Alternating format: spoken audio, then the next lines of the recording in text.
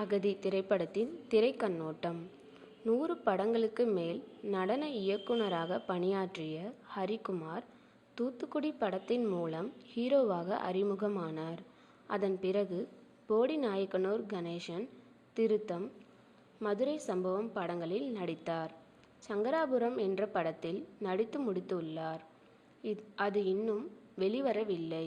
இந்த நிலையில் தற்போது காதல் அகதி என்ற படத்தில் நடித்து வருகிறார்.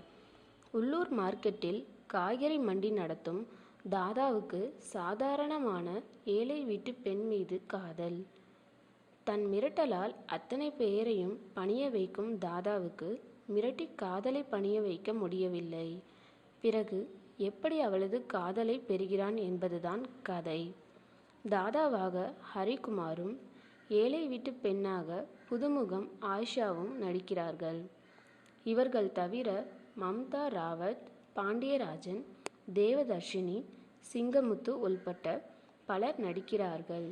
ஷியாம் சுந்தர் ஒளிப்பதிவு செய்துள்ளார். பர்ஹான் ரோஷன் இசையமைத்துள்ளார். புதுமுகம் சாமி திருமலை இயக்கியுள்ளார். ராமையா சினி கிரியேஷன்ஸ் என்ற புதிய நிறுவனம் தயாரித்துள்ளது.